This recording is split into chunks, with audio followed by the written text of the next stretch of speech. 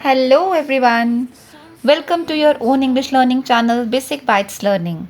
So today's video is all about the most iconic poems in modern literature, Robert Frost's The Road Not Taken. This timeless poem reflects on life's difficult choices and how the paths we take or don't take shape who we become. Means कि जो ये pome हम आज discuss करने वाले हैं, ये कविता हमारे जीवन में लिए गए डिफ़िकल्ट डिसीजंस मीन्स कठिन जो हम निर्णय लेते हैं और उन रास्तों के बारे में है जो हम चुनते हैं या छोड़ देते हैं और कैसे हमारे ये डिसीजंस ही तय करते हैं कि हम क्या बनेंगे.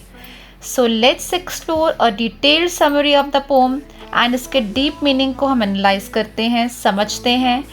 And students, I have given important question answers of this chapter at the end of this video that are very important as per your exam point of view. So let's get started. So poem की beginning होती है एक forest में road के dividing point पर. मतलब कि एक रोड है एक जंगल में जो कि एक ऐसे पॉइंट पर है जहाँ से दो रास्ते निकलते हैं, जहाँ से जो रोड है ये दो पार्ट्स में डिवाइड हो जाती है और आगे दो रास्ते नज़र आते हैं.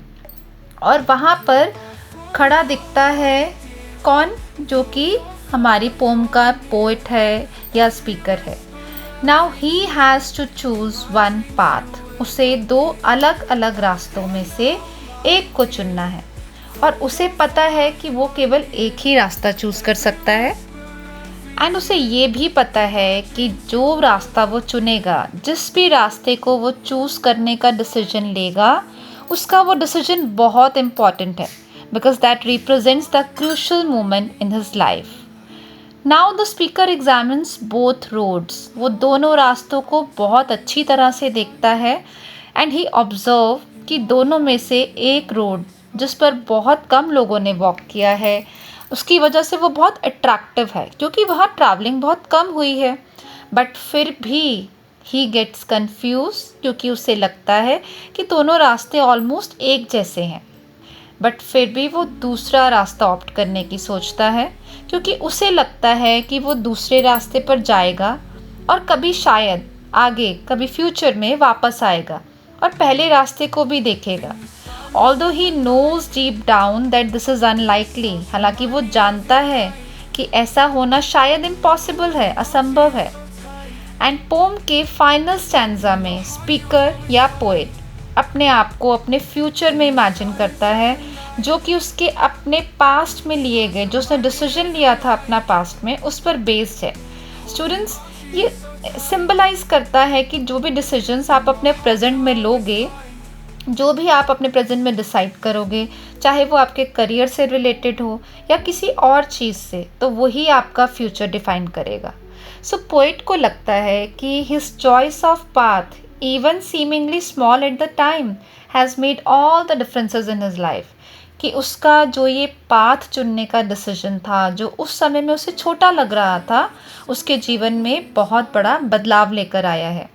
ऑल्दो जो ये चेंज है फ्यूचर में, ये कैसा चेंज है, पॉजिटिव है या नेगेटिव है, ये पोम में स्पेसिफिकली डिफ़ाइन नहीं किया गया है. सो कंक्लूजन में हम कहेंगे कि ये poem the road not taken emphasise करती है कि हमारे जीवन में जो डिसीजंस हम लेते हैं और उनका लॉन्ग टर्म में क्या इम्पैक्ट होता है, क्या इफ़ेक्ट या प्रभाव होता है. तो स्पीकर ने बताया है कि उसने लेस ट्रैवल्ड रोड, जिस पर कम लोग गए थे, उसे चुना, जिसकी वजह से उसकी लाइफ में ये सारा बदलाव आया है. ऑल्दो फ्रॉस्ट पोम को अनसर्टेन छोड़ देते हैं एंड क्लियर नहीं बताते कि उनका डिसीजन राइट था या रॉन्ग था. बट पोम की जो ये अनसर्टेनिटी है, ये डाउटफुल एंड है, ये हमारी लाइफ की सच्चाई बताता है.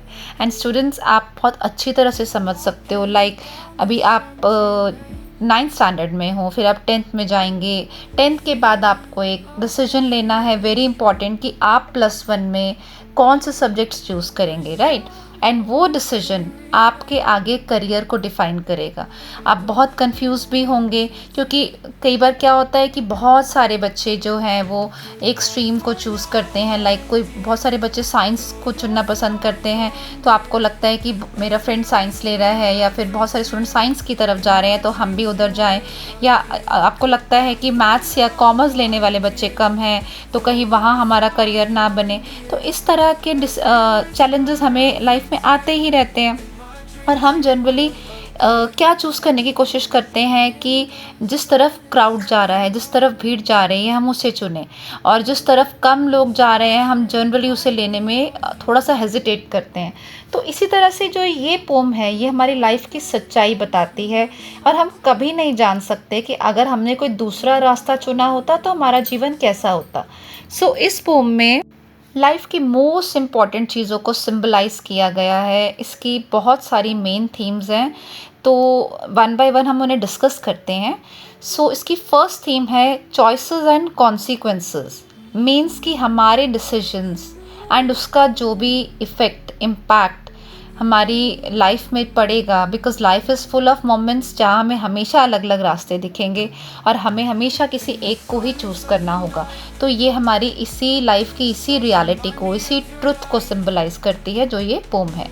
Then the next theme of this poem is individuality, कि स्पीकर जो है वो आपको उस रास्ते को चुनने पर जोर देता है जो कम यात्रा किया गया फील होता है, मतलब कि जिस पर कम लोग चल के गए हैं। बट एग्जैक्टली ये किस चीज़ को सिंबलाइज करता है कि भीड़ के पीछे जाने की बजाय खुद का रास्ता चुनना ज़्यादा बेनिफिशियल है। जैसे कि मैंने आपको पहले बताया कि आप जैसे कि 10th के बाद कंफ्यूज हो जाते हो कि हमें +1 में क्या लेना है, but you have to listen to yourself, what is beneficial for you. आपको क्या बेटर लगता है, आपकी बेटरमेंट के लिए क्या है, आपने उसी को चूज़ करना है। तो इस तरह के स्टूडेंट लाइफ में आपके पास बहुत सारे चैलेंजेस आएंगे जब आप बहुत कंफ्यूज हो जाओगे कि हमें क्या डिसीजन लेना है, but you have to listen to your heart and mind, okay, rather than going behind the crowd. आपको अपने आप को ही समझना है और देखना है कि आप क्या करना चाहते हैं। Then the next theme in this chapter is uncertainty. चाहे स्पीकर अपनी तरफ से राइट डिसीजन लेने की कोशिश करता है, बट फिर भी उसमें अनसर्टेनिटी बनी रहती है। एंड ऑब्वियसली जब हम एक डिसीजन लेते हैं तो हमें लगता है कि शायद हमने दूसरा लिया होता तो ऐसा होता, बट हम कभी देख नहीं पाते हैं और कि हम उस डिसीजन को अगर हम लेते तो हमारी लाइफ कैसी होती।